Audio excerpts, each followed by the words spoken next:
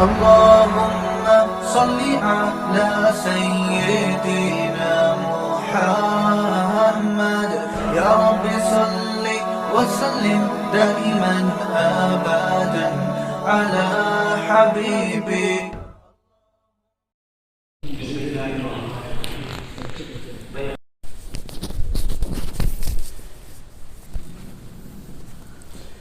بسم الله الرحمن الرحيم نحمده ونصلي على رسوله الكريم أما بعد فأعوذ بالله من الشيطان الرجيم بسم الله الرحمن الرحيم واتقوا الله ويعلمكم الله والله بكل شيء عليم. وقد ورد في الخبر عن النبي الصادق الأبر صلى الله عليه وسلم أنه قال: من عمل بما علم علمه الله ما لم يعلم، أو كما قال عليه الصلاة والسلام. معزز مقتدر حضرات علماء کرام اور میرے ہم سفر عزیز طلبہ، الحمدللہ ثم الحمدللہ، ہم اور آپ یہاں پر اپنے اپنے ماں باپ، اپنے بھائی بہن، اپنے گھر بار، اپنے اعزاء قارب، اپنے وطن مألوف سب کچھ چھوڑ چھاڑ کر یہاں پر آئے ہیں. در و دیوار پر حسرت سے نظر کرتے ہیں، خوش رہو اہل چمن ہم تو سفر کرتے ہیں. بظاہر عزیز طلبہ کی یہ قربانی بہت بڑی قربانی ہے،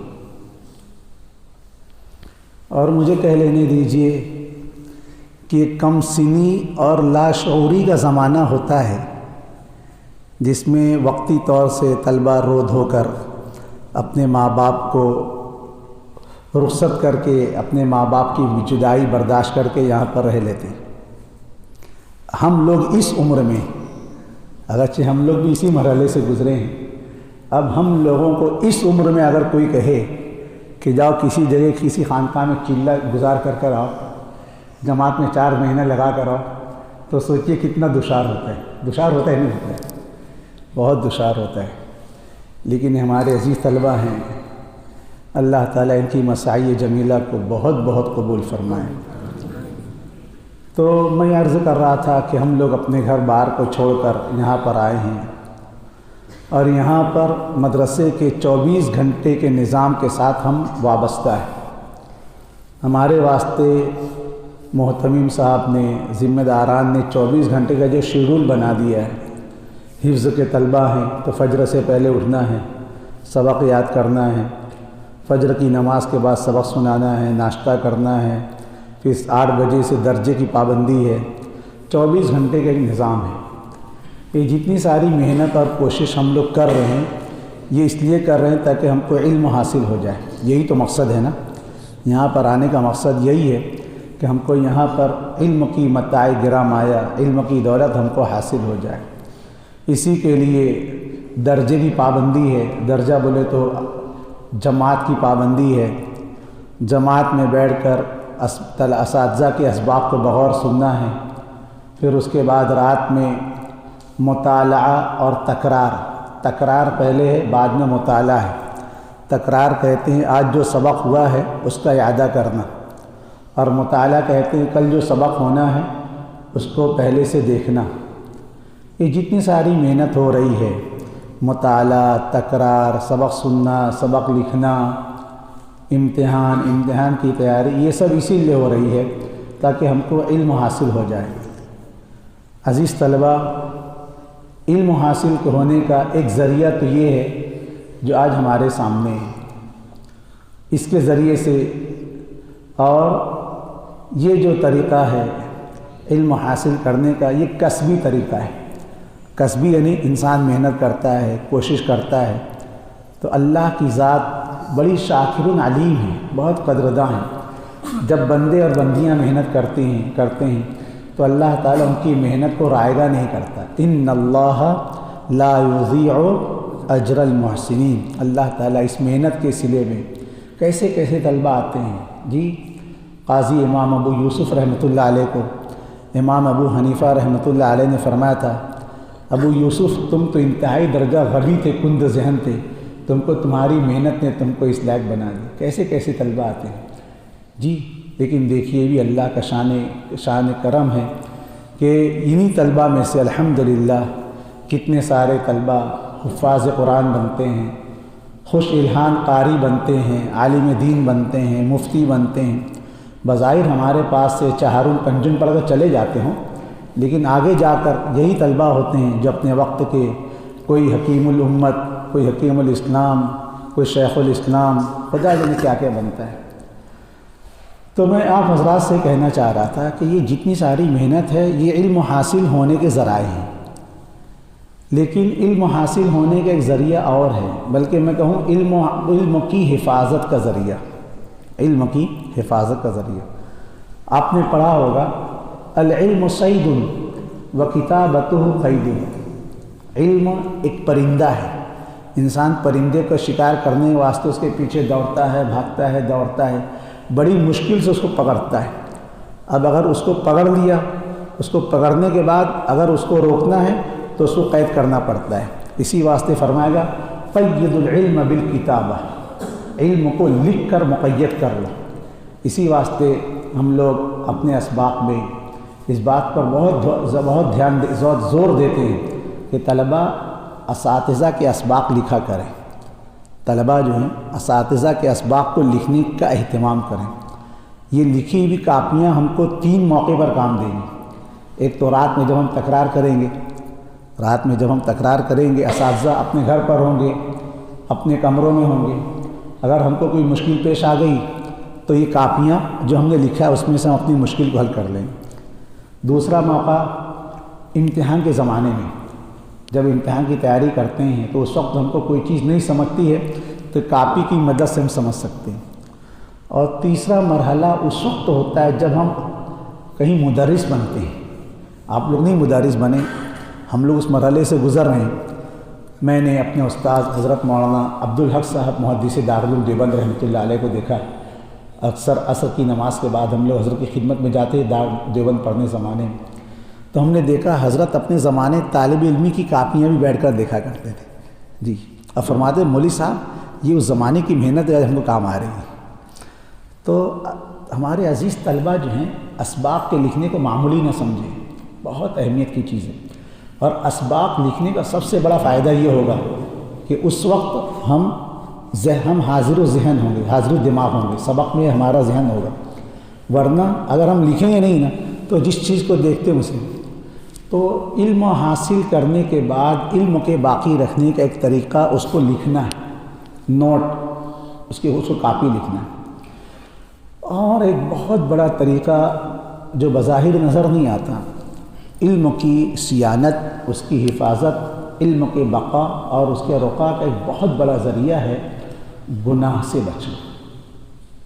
گناہ سے بچنا، آپ دیکھیے میں مثال دیتا ہوں، آپ نے بگونے میں 5 لیٹر نہیں 500 لیٹر دودھ رکھا ہے، بلکہ اور بڑھا دیجئے 5000 لیٹر دودھ رکھا ہے آپ نے بگونے میں، لیکن اگر اس میں 1 کھڑا نمک گر جائے تو جی 5000 لیٹر بگونے میں دودھ رکھا ہوا ہے، اگر اس میں 1 کھڑا نمک گر جائے تو کیا ہوگا جی؟ بولو نا کیا ہوگا؟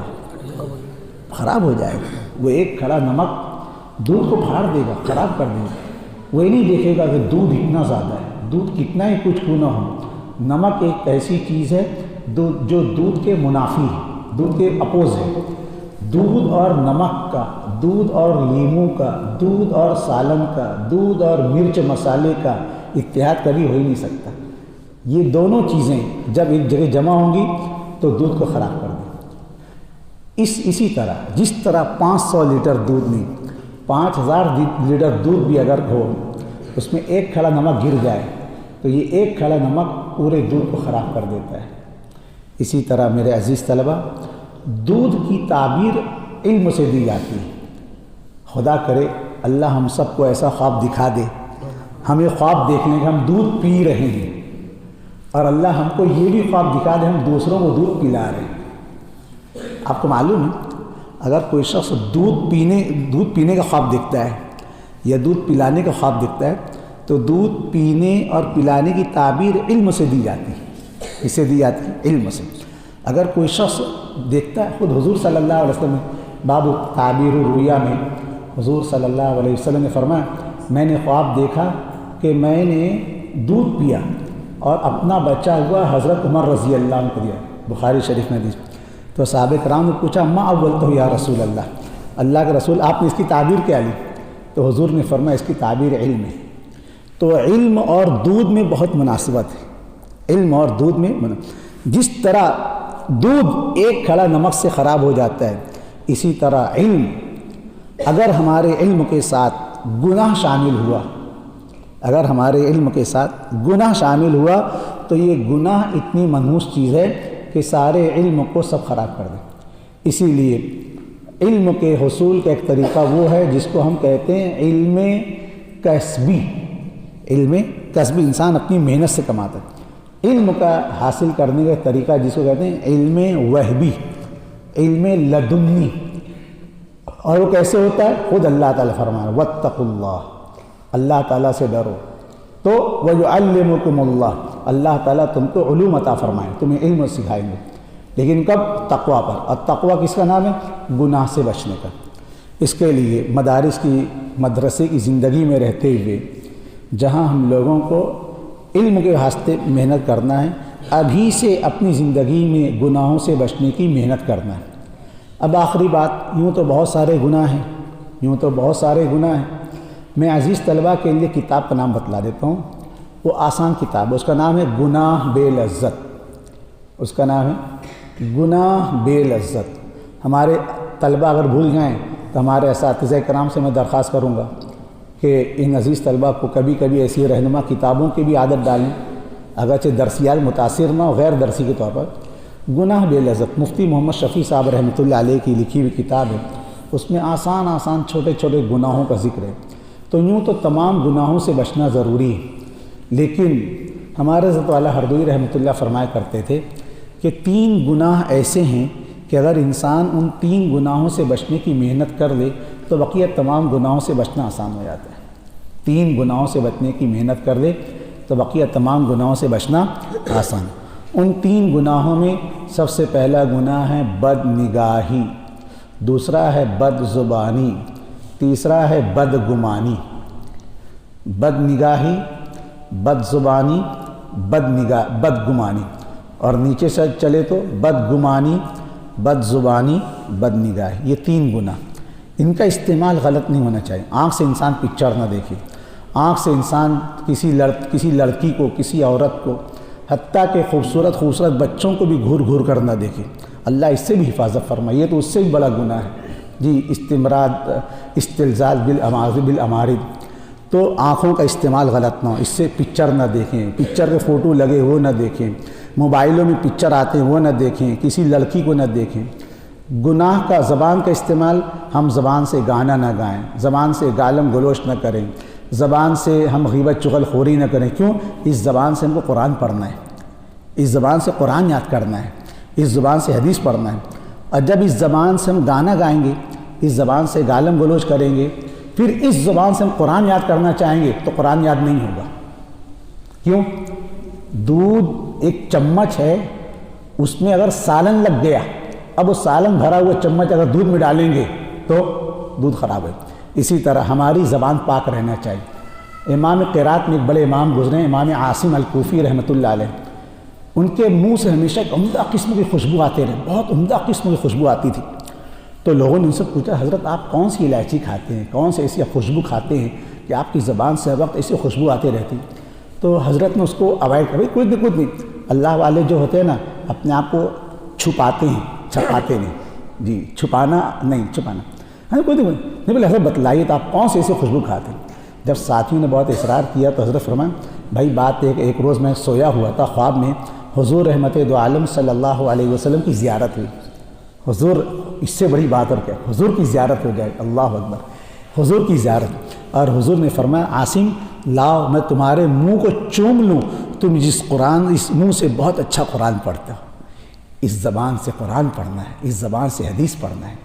اب یہ زبان اگر گانے گائیں گے، اس زبان سے گالم گلوچ کریں گے تو یہ زبان گندی ہو جائے گی، پھر اس زبان سے قرآن یاد نہیں ہوگا، حفظ یاد نہیں ہوگا، حدیث یاد نہیں ہوگا۔ اس کے لیے تمام گناہوں سے بچنا ضروری ہے۔